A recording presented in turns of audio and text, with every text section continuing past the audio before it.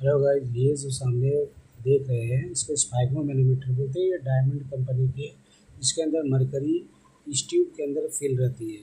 ये ट्यूब का जो मरकरी है ये धीरे धीरे जब हम किसी के प्रेशर नापते हैं तो ऊपर की तरफ चढ़ती है, और जब प्रेशर को रिलीज कराते हैं तो ये धीरे धीरे नीचे की तरफ आती है।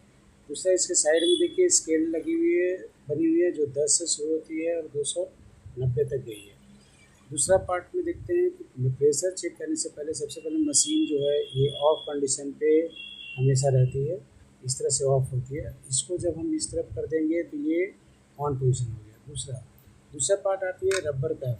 रबर कैप में देखेंगे कि ये पार्ट बाँह के ऊपर लपेटी जाती है पूरी गोल। इस तरह से गोल लपेटने के बाद जो है ये श्योर कर लेते हैं हम लोग कि ये अच्छे से लपेट गई है।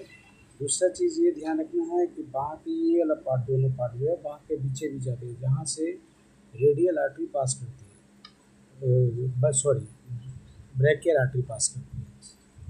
उसके बाद सेकंड पार्ट होता है बीपी चेक करने से पहले इस स्क्रू नोब को अच्छे से हम टाइट करते हैं और ये रबर पंप के द्वारा उस पर प्रेशर बनाते हैं। तो आपको दिखाता हूँ प्रैक्टिकली कि कैसे रबर प्रेशर बना रही है।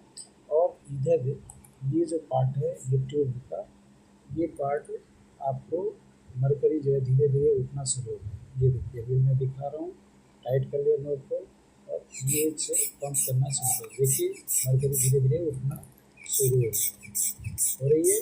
70, 80, 90, 100 ऐसे जा रही है। जितना ज़्यादा हम देंगे उतना ज़्यादा तक जाती है। अब क्या है, धीरे धीरे इस नोब को हम लोग नीचे की तरफ प्रेस करेंगे, नीचे की तरफ नोब को ढीला करेंगे, यानी एंटी क्लॉकवाइज।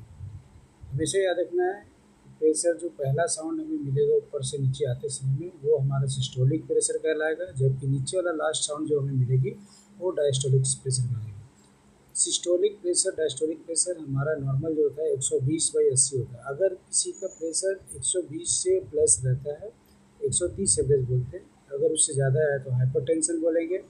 हाई बीपी अगर 80 से नीचे 60 तक आती है साउंड तो हम उसको लो बीपी बोलेंगे।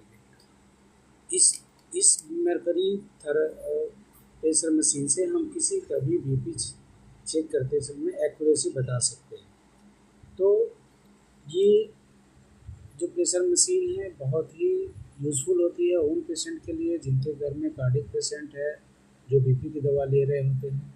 तो इनके कुछ मैनुअल्स इस कंपनी के द्वारा दी गई होती है जिसको पढ़ने होते हैं, पढ़ के इसका रख रखाव का प्रोसेस। जब भी बीपी ऑपरेटर्स काम हो जाए तो उसको बंद करने के लिए नोब को ऊपर उठाएं, इस तरह से।